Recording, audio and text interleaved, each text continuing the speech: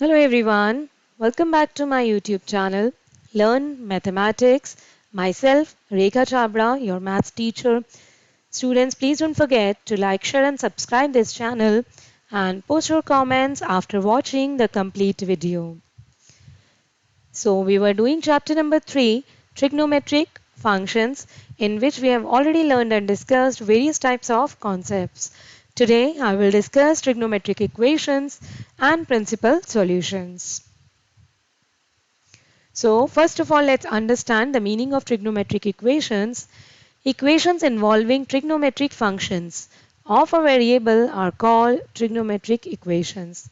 We have already learned that the values of sin x and cos x repeat after an interval of 2 pi. We call it as period as well.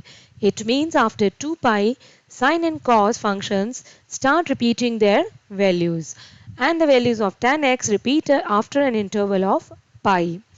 The solutions of a trigonometric equation for which our angle lies between 0 to 2 pi, including 0 and excluding 2 pi, are called principal solutions. And the expression involving integer n, which gives all the solutions of a trigonometric equation, is called general solution. But students, as of now, we don't have to study general solution. It has been removed and deleted for this session 2020 and 21. So we will study only principal solutions and we will discuss general solutions sometime later on. So find the principal solution of the equation sin x equal to root 3 by 2. Here the value of sin is given positive. Students, in which quadrant the value of sin is positive? First and second. So definitely we have to find the solution which is in first and second quadrant. So root 3 by 2, we know value of sin root 3 by 2 is on pi by 3. So sin pi by 3 is root 3 by 2, which is in first quadrant. Now we have to look for a value which lies in second quadrant.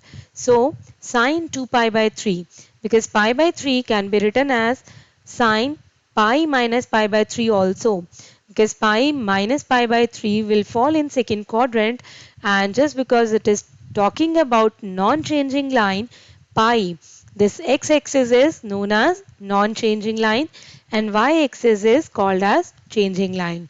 So here we don't want to convert the given function into any other function.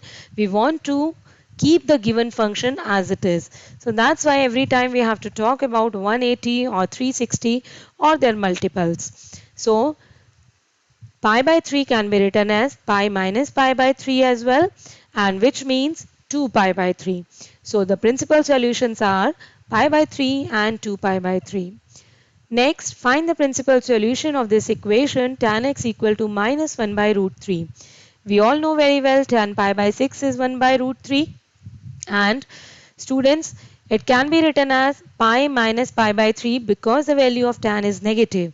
And where tan is negative, do you remember, after school to college? So it means in first and third quadrant tan is positive. So definitely second and fourth quadrant tan will be negative. So we have to look for the values which will fall in second and fourth quadrant. So tan pi minus pi by 6, pi minus, so definitely it will fall in second quadrant and it will be minus tan pi by 6, which is minus 1 by root 3, the given value. And pi minus pi by 6 means what? It is 5 pi by 6.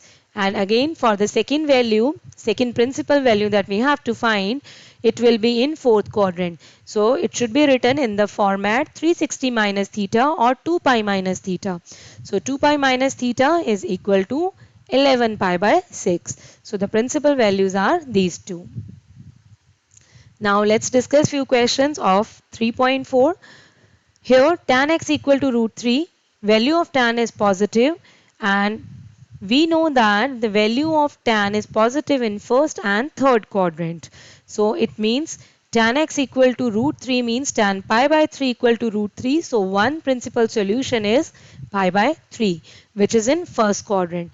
Now we have to look for the value which fall in third quadrant, because there only tan will be positive. So here how can we write? We can write as pi plus pi by 3. So pi plus pi by 3 means what? 4 pi by 3, right? So the principal solutions are pi by 3 and 4 pi by 3. Second question, sec x equal to 2. Now sec x is given 2. We know that sec pi by 3 is 2. And in which all quadrants sec is positive? Students, value of sec is positive here in the question. So first of all, look for the quadrants where sec will be positive. First, first quadrant, all the functions are positive. So definitely first quadrant. And which other quadrant sec will be positive? Fourth quadrant, right? So add sugar to coffee. C stands for cos and it's reciprocal sec. So first quadrant pi by 3 and then we have to write down the value as 2 pi minus pi by 3, which is 5 pi by 3. So the principal values are these two. Then third question, cot x equal to minus root 3. Cot is negative. Cot is negative. In which all quadrants cot is negative? First quadrant cot is positive because all are positive. And in third quadrant tan and its reciprocal cot are positive. So definitely we have to look for the values in second and fourth quadrant. So cot pi by 6 is root 3. So how can we write down? Pi minus pi by 6. Pi minus pi by 6 will be in second quadrant and it will be minus cot pi by 6. So it means 5 pi by 6 and another one should be in fourth quadrant. So 2 pi minus theta. It means 2 pi minus pi by 6. So again it will be minus cot pi by 6 which is 11 pi by 6. So these two are principal solution. Now cosec x is minus 2. Again cosec is negative. So in which all quadrants cosec will be negative, students? Cosec is what? Reciprocal of sine. So first and second quadrant they will be positive. Definitely we have to look for third and fourth quadrant. So it means pi plus theta and 2 pi minus theta. First of all calculate and find out theta. So cosec pi by 6 is 2. So we can write down as pi plus pi by 6. It will give us the result as negative of cosec theta. So pi plus pi by 6 is what? 7 pi by 6. And another one should be 2 pi minus theta. It means 11 pi by 6. So students, I hope you must have understood the principal solution.